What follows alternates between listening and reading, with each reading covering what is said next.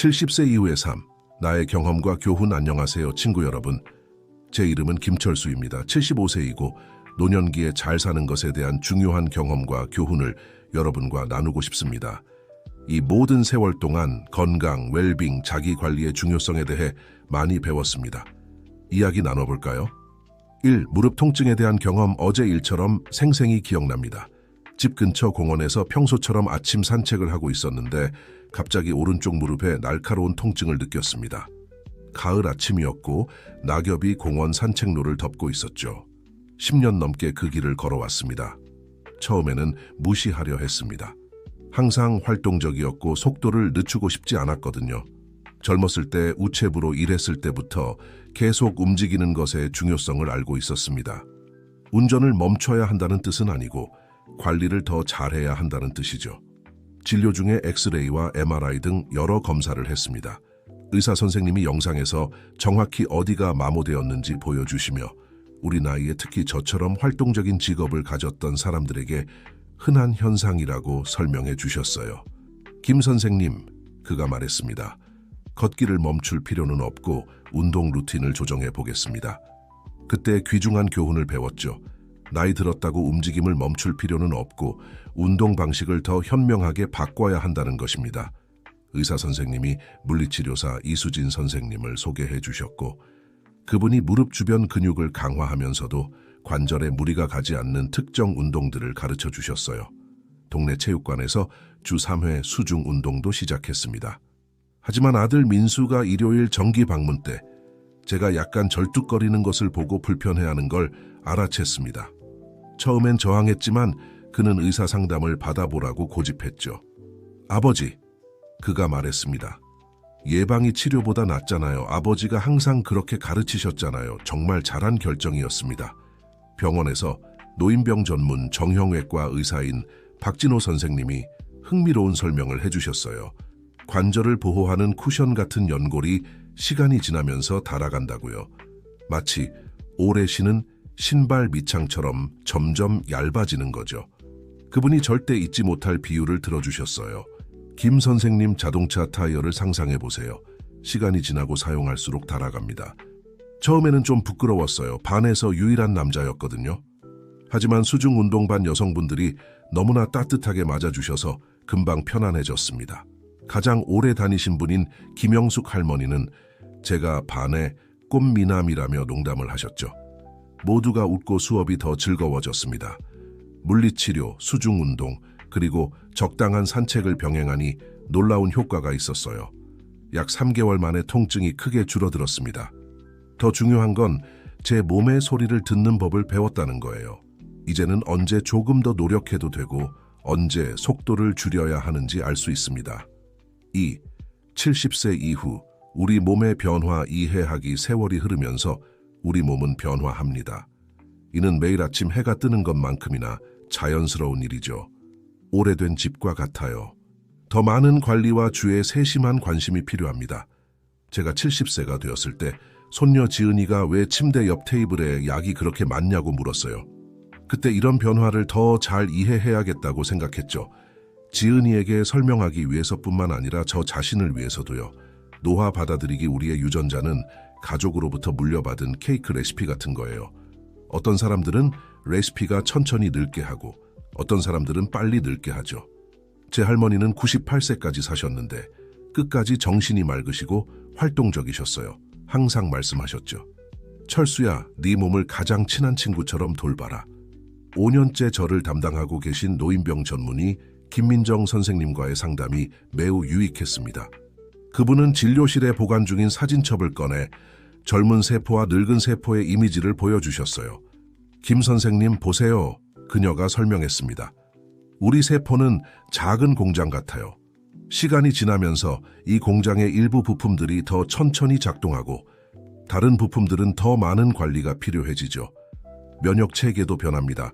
시간이 지날수록 더 많은 보강이 필요한 군대와 같아요. 그래서 저는 정기 검진을 받기 시작했습니다. 작년 초에 비타민 D가 부족하다는 걸 알게 됐어요. 우리 나이에 흔한 일이죠. 특히 저희 세대 많은 분들처럼 햇빛을 극력 피하는 습관 때문이었어요. 김 선생님이 햇빛이 필요하지만 적당히 쬐어야 한다고 설명해 주셨어요.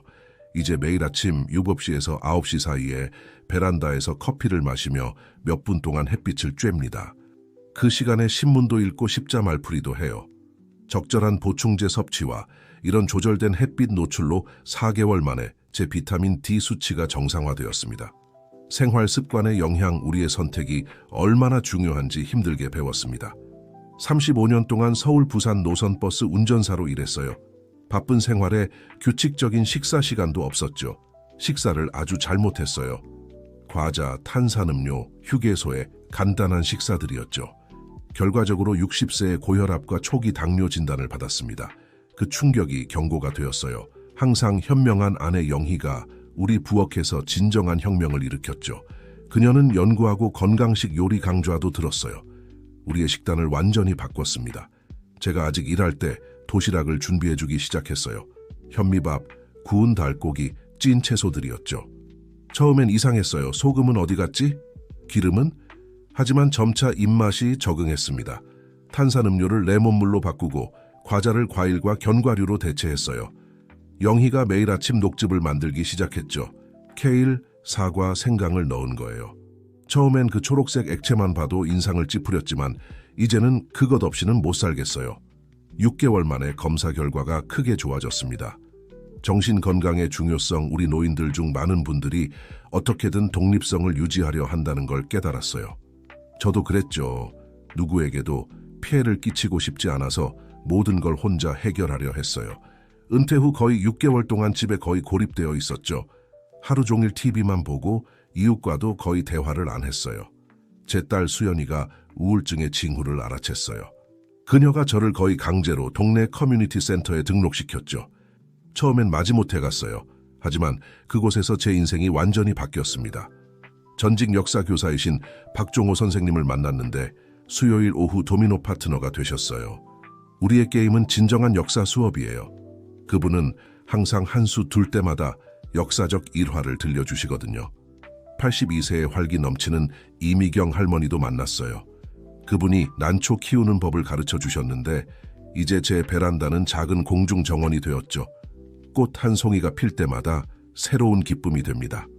화요일과 목요일엔 공원에서 태극권 수업을 해요. 그 부드러운 동작들이 얼마나 활력을 주는지 놀라워요. 커뮤니티 센터에서는 정신 건강에 대한 간견도 합니다. 그중 하나에서 정신을 활발하게 유지하는 것의 중요성을 배웠어요. 십자 말풀이를 시작했고 손주들이 준 태블릿으로 스토쿠를 하는 법도 배웠어요. 심지어 수채화 수업도 시도해봤죠. 첫 시도들은 그림이라기보다는 색깔 얼룩 같았지만 선생님은 항상 걸작을 만드는 게 아니라 감정을 표현하는 게 중요하다고 하셨어요. 3. 내가 발견한 산책의 놀라운 이점들. 무릎 사건 이후에도 산책을 포기하지 않았어요. 다만 방식을 조정했죠. 그리고 여러분과 제가 느낀 놀라운 이점들을 나누고 싶어요. 제 물리치료사 이수진 선생님 말씀처럼요. 김 선생님, 움직임이 곧 생명이에요. 우리는 단지 올바른 리듬을 찾아야 할 뿐이죠. 심장 건강, 제 고혈압 이야기는 15년 전쯤 시작됐어요. 수치가 항상 높았죠. 160, 100. 때로는 그 이상이었어요. 약을 복용했지만 크게 개선되지 않았습니다. 규칙적으로 산책을 시작하면서 상황이 바뀌기 시작했어요. 처음에는 숨이 차지 않고 동네 2바퀴를 돌기도 힘들었어요. 특별히 기억나는 아침이 있어요. 82세의 이웃 박순자 할머니가 저보다 더 활기차게 걸으시는 걸 봤을 때였죠. 그때 정신이 번쩍 들었어요. 그분은 20년 동안 매일 종교적으로 산책하셨대요. 저는 박 할머니와 함께 산책하기 시작했어요. 그분이 적절한 페이스를 가르쳐 주셨죠. 걸으면서 대화할 수 있으면 적당한 속도예요 라고 하셨어요. 시간이 지나면서 계단을 오르는 게 더 쉬워졌고 손주들과 놀 때도 그렇게 쉽게 지치지 않았어요. 가장 좋았던 건 혈압이 안정되기 시작한 거예요. 최근 심장 전문의 정태영 선생님과의 진료에서 혈압약 용량을 줄였어요. 각 걸음이 심장을 살짝 마사지하는 것과 같아요 라고 설명해 주셨죠. 규칙적인 산책은 어떤 약도 혼자서는 할 수 없는 방식으로 심장 근육을 강화하고 혈액순환을 개선합니다. 더 강한 근육과 뼈. 3년 전 제 손자 민준이가 태어났을 때 저는 5분 이상 그를 안고 있기도 힘들었어요. 팔이 빨리 피로해지고 등이 아팠죠. 슬픈 순간이었어요. 어떤 할아버지가 손주와 놀아주고 싶지 않겠어요. 물리치료에서 이건 단순히 나이 문제가 아니라 체력 문제라는 걸 배웠어요. 이수진 선생님이 집에서 할 수 있는 간단한 운동들을 가르쳐 주셨죠. 의자를 잡고 하는 스쿼트, 벽에 기대어 하는 팔굽혀 펴기, 그리고 물론 산책이요. 걸음마다 뼈를 강하게 유지하는 자극이 됩니다라고 설명해 주셨어요. 작은 무게로 운동하기 시작했어요. 항상 지도해요. 처음에는 완두콩 캔을 무게로 사용했죠. 지금은 일주일에 3번 작은 아령 세트를 사용해요. 차이가 놀라워요. 손자를 더 쉽게 안을 수 있을 뿐만 아니라 슈퍼마켓 장보기도 문제없이 할 수 있어요. 소화 개선 많은 사람들이 말하기를 꺼리는 주제지만 중요해요. 수년간 변비로 고생했어요. 여러 종류의 변비약을 복용했지만 영구적인 해결책이 되지 못했죠. 산책과 섬유질이 풍부한 식단을 병행하면서 변화가 시작됐어요. 아내 영희가 식사에 과일과 채소를 더 많이 포함시키기 시작했고 저는 아침 식사 직후 산책을 하기 시작했어요. 움직임이 얼마나 도움이 되는지 놀라워요. 제 소화기 전문의 이은주 선생님 말씀처럼요. 운동은 장에 대한 자연스러운 마사지와 같아요. 지금은 규칙적인 일과가 있어요.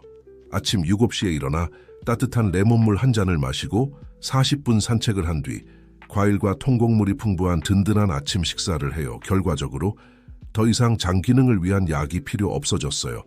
대사와 면역력 규칙적으로 산책을 시작한 이후 제 몸에 놀라운 변화를 느꼈어요. 먼저 없어지지 않던 배가 줄어들기 시작했어요. 운동선수 몸매가 된 건 아니지만 전혀요. 6개월 만에 5kg를 감량했어요. 극단적인 다이어트 없이 말이에요. 더 놀라운 건 면역력의 변화였어요. 예전에는 조금만 바람이 불어도 감기에 걸렸는데 이제는 겨울에도 문제없이 일상을 유지할 수 있어요. 물론 따뜻하게 입고 너무 추운 시간에는 산책을 피하지만 저항력이 많이 좋아졌어요. 당뇨병도 더 잘 관리되고 있어요. 최근 내분 비내과 전문의 김미영 선생님과의 진료에서 그분은 제 검사 결과에 놀라셨어요. 김 선생님, 당화혈색소 수치가 아주 좋아요. 계속 이렇게 산책하세요. 혈당 관리에 정말 중요해요. 수면의 질, 이 점은 정말 놀라운 선물이었어요. 수년간 불면증으로 고생했거든요. 침대에서 뒤척이며 몇 시간을 보내고 밤에 여러 번 일어나고 피곤한 채로 깨어났죠. 여러 수면제를 시도했지만 다음 날의 느낌이 좋지 않았어요. 항상 어지럽고 포장된 느낌이었죠. 아침에 규칙적으로 산책을 시작하면서 변화가 점진적이지만 뚜렷하게 나타났어요. 먼저 일찍 잠들 수 있게 되었어요. 운동에 좋은 피로감 때문에 밤늦게까지 TV를 보는 대신 10시경에는 침대에 들어가고 싶어졌죠. 그 다음 알람 없이도 자연스럽게 깨어나는 걸 발견했어요. 제 몸이 자연스러운 리듬을 찾은 거죠. 제 수면 전문의 박상훈 선생님 설명대로요. 규칙적인 운동은 우리의 생체 시계를 조절하는 데 도움을 줍니다. 매일 내부 시계의 태엽을 감는 것과 같아요. 4. 내가 발견한 가장 중요한 2가지 습관 균형 잡힌 식단. 당신이 먹는 것이 곧 당신이다 라는 말 있잖아요. 저는 그 의미를 진정으로 이해하는데 70년이 걸렸어요. 제 며느리 정은영이, 그녀는 영양사예요. 우리 근처로 이사 왔을 때 제 식습관을 보고 충격을 받았죠. 저는 양을 과하게 먹지 않아서 잘 먹고 있다고 생각했는데 질은 많이 부족했어요. 아버님, 그녀가 어느 날 말했어요. 1달 동안 실험해보는 건 어떠세요? 식단을 재구성하는 걸 도와드릴게요. 그렇게 제 음식 재발견 여정이 시작됐죠. 먼저 단백질에 대해 배웠어요.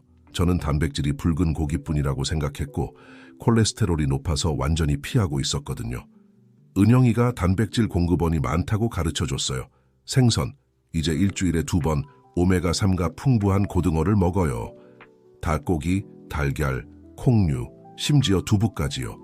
그녀가 맛있는 구운 두부와 채소 요리를 만드는 법을 가르쳐줬어요. 처음에는 솔직히 인상을 찌푸렸어요. 두부는 채식주의자 음식 같았거든요. 하지만 그녀가 신선한 허브, 마늘, 약간의 간장으로 양념을 하니 정말 맛있어졌어요. 이제 일주일에 1번은 꼭 해먹어요. 채소에 관해서는 은영이가 간단한 규칙을 가르쳐줬어요. 접시가 더 다채로울수록 좋다고요. 각 색깔이 다른 영양소를 나타내요 라고 설명했죠. 시금치, 당근, 비트, 호박, 브로콜리를 식사에 포함시키기 시작했어요. 아내 영희는 영양소를 더 잘 보존하기 위해 채소를 찌는 법을 배웠어요. 아침 식사도 중요한 변화가 있었어요. 전에는 그저 흰 빵에 버터 바르고 설탕 넣은 커피였죠. 이제는 요구르트에 귀리, 치아씨드. 25살에 제가 치아씨드를 좋아하게 될 줄 누가 알았겠어요. 바나나, 약간의 꿀을 넣어 먹어요. 주말에는 손녀 지은이에게 배운 레시피로 귀리 팬케이크와 땅콩 버터를 만들어요. 정신활동 두 번째 큰 발견은 정신을 활발하게 유지하는 것의 중요성이었어요. 모든 것은 제가 막내 아들의 생일을 잊어버렸을 때 시작됐어요. 정말 충격이었죠. 항상 기억력이 좋았는데 그 망각이 저를 많이 걱정하게 만들었어요. 신경과 전문의 장밀한 선생님과의 상담에서 흥미로운 걸 배웠어요. 우리 뇌는 근육과 같아서 운동이 필요하대요. 그녀는 특이한 처방을 내렸어요. 게임과 정신적 도전을요. 김 선생님, 뇌를 편안한 영역에서 벗어나게 해야 해요 라고 하셨죠. 커피 후에 십자 말풀이를 시작했어요. 처음에는 겨우 절반을 채울 수 있었죠. 하지만 연습을 통해 점점 나아졌어요. 아내도 변화를 알아차리고 참여하기로 했어요. 이제 우리는 누가 먼저 끝내나 경쟁해요. 동네 도서관의 독서 모임에도 가입했어요. 매달 다른 책을 읽고 모여서 토론을 해요. 처음에는 자신이 없었어요. 책 한 권을 완독한 지 몇 년이나 됐었거든요. 하지만 그룹이 매우 따뜻하게 맞아주었고 토론은 흥미진진해요. 이청준, 박경리, 심지어 손주들이 추천하는 현대 작가들의 책도 읽었어요. 전에는 저를 겁나게 했던 기술이 이제는 동맹군이 되었어요.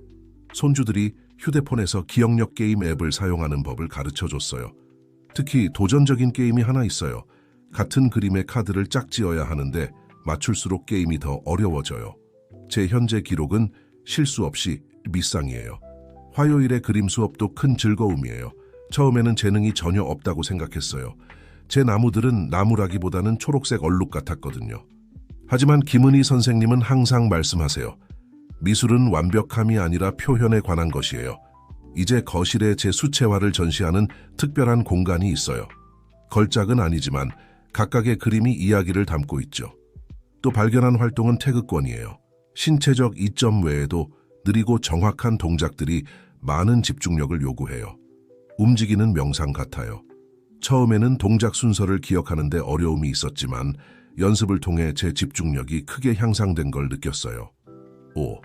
내가 배운 산책의 3가지 금기 균형 찾기. 지난 크리스마스에 손자 준호가 만보기 시계를 선물했을 때 놀라운 사실을 발견했어요. 생각보다 훨씬 더 많이 걷고 있더라고요. 건강 잡지에서 본 침천보라는 목표를 가지고 있었거든요. 하지만 제 노인병 전문의 이지현 선생님이 이 목표가 모든 사람, 특히 우리 70대 이상에게 적합한 건 아니라고 설명해 주셨어요. 김 선생님, 그녀가 컴퓨터에 있는 몇몇 연구 결과를 보여주면서 말씀하셨어요. 선생님 나이에는 하루 7,000에서 8,000보 정도면 훌륭해요. 중요한 건 양이 아니라 질이에요. 정말 놀라운 발견이었죠. 저는 필요 이상으로 몸을 혹사하고 있었던 거예요. 산책을 2번으로 나누는 법을 배웠어요. 아침 식사 후 1번, 해가 덜 뜨거운 늦은 오후에 1번. 각각 약 25분씩이에요. 이렇게 하니 더 균형 잡히고 덜 피곤한 일과를 유지할 수 있게 됐어요. 재미있는 발견은 일상 활동 중에 걸음도 모두 중요하다는 거예요. 이제는 TV 광고 시간에 일어나서 걷고, 전화 통화할 때 걸어 다니고, 슈퍼마켓에서도 좀 더 돌아다녀요. 제 물리치료사 말씀처럼요. 모든 움직임이 중요해요. 올바른 자세, 이건 제 걷는 방식을 완전히 바꾼 교훈이에요. 수년간 균형을 잡는다고 생각하면서 손을 뒤로 하고 걸었어요. 얼마나 큰 착각이었는지 몰라요. 물리치료에서 김동현 선생님이 그 자세가 척추에 무리를 주고 관절 문제를 일으킬 수 있다고 설명해 주셨어요. 그분이 올바른 자세를 가르쳐 주셨어요. 가슴을 펴되 과하지 않게, 머리는 일직선으로 유지하며 앞을 보기, 아래를 보지 않기, 팔은 편하게 몸 옆에서 자연스럽게 흔들기, 머리 위에서 실이 살짝 당기고 있다고 상상해 보세요 라고 하셨어요. 처음에는 계속 상기시켜야 했어요. 집문에 자세라는 메모를 붙여놓기까지 했죠. 적절한 신발의 중요성도 배웠어요. 전에는 할인하는 아무 운동화나 신었거든요. 이제는 걷기에 적합한 충격 흡수가 좋고 발아치를 지지해주는 신발에 투자해요. 정말 가치 있는 투자였어요. 요통이 상당히 줄어들었거든요. 받은 귀중한 조언 중 하나는 보폭에 관한 거예요. 예전에는 더 빨리 걸을 수 있다고 생각해서 큰 보폭으로 걸었어요. 물리치료사가 더 작고 제어된 걸음이 훨씬 더 효율적이고 안전하다고 가르쳐 주셨어요. 특히 낙상 예방에 좋대요. 갑작스러운 정지 피하기 이 교훈은 가장 무서운 방식으로 배웠어요. 어느 날 아침 평소처럼 걷고 있었는데 길 건너편에서 친구 박철수 씨를 봤어요. 손을 흔들려고 갑자기 멈췄는데 심한 어지러움을 느꼈고 거의 넘어질 뻔했어요. 그때 의사 선생님들이 항상 산책을 시작하고 끝낼 때 점진적으로 해야 한다고 말씀하신 이유를 이해하게 됐죠. 정태영 선생님이 갑작스러운 정지가 혈압을 급격히 떨어뜨려 어지러움이나 심지어 실신을 일으킬 수 있다고 설명해 주셨어요. 김 선생님, 자동차와 같아요. 시속 60km에서 갑자기 0km로 갈 순 없잖아요. 점진적으로 속도를 줄여야 해요. 그래서 이런 루틴을 만들었어요. 아주 천천히 걷기 시작해서 처음 5분은 몸을 데워요. 점진적으로 속도를 올려 편안한 속도에 도달해요. 마지막 5분은 다시 점진적으로 속도를 줄여요. 음악과 같아요. 도입부, 전개, 마무리가 있는 거죠. 리듬을 유지하기 위해 걷기 그룹에서 배운 기술을 사용해요. 다양한 속도의 음악을 선택하는 거예요. 아리랑 같은 차분한 노래로 시작해서 걷기 중간에는 더 활기찬 노래로, 그리고 다시 차분한 노래로 마무리해요. 손주들이 휴대폰에 특별한 재생 목록을 만들어주기도 했어요. 6. 재정 및 의료 문제 다루기. 많은 사람들이 이야기하기 꺼리는 인생의 한 부분이지만 정말 중요해요. 은퇴 후에는 모든 원화가 더욱 중요해졌어요. 제가 처음 배운 것 중 하나는 결코 적지 않은 의료비를 정리하는 것의 중요성이었어요. 간단한 시스템을 만들었어요. 의료비 종류별로 구분된 폴더예요. 한 섹션에는 모든 처방전과 검사 결과를 보관해요. 다른 섹션에는 여러 약국의 약값을 기록하는 작은 노트를 두고 있어요. 예를 들어 제가 복용하는 혈압약이 약국마다 가격이 30%까지 차이 난다는 걸 발견했어요. 제약회사의 할인 프로그램에 대해서도 배웠어요. 심장 전문의가 40% 할인된 가격으로 약을 살 수 있는 프로그램을 알려주셨어요. 이 혜택을 받으려면 주민등록번호로 등록하고 처방전만 제시하면 돼요. 제네릭 약품에 대한 중요한 발견도 있었어요. 처음에는 솔직히 편견이 있었어요. 정말 효과가 있을까 생각했죠.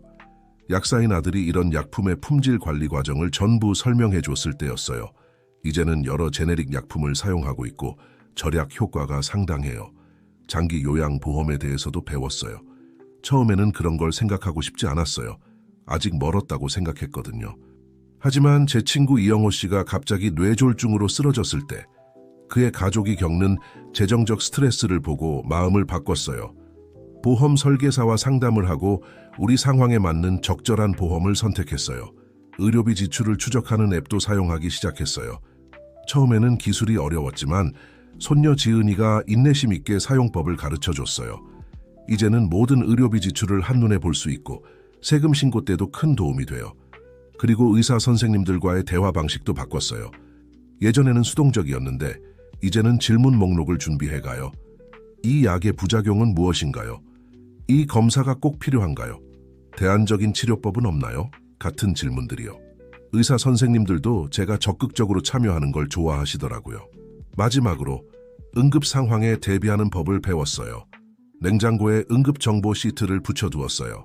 거기에는 제 병력, 복용 중인 약물, 알레르기 정보, 그리고 긴급 연락처가 적혀 있어요. 구급대원들이 냉장고를 확인한다는 걸 알게 됐거든요. 이 모든 작은 단계들이 제 건강과 재정을 더 잘 관리하는 데 도움이 되고 있어요. 나이 들어간다고 해서 무력해질 필요는 없다는 걸 깨달았어요. 오히려 더 현명해지고 더 잘 준비할 수 있는 기회예요.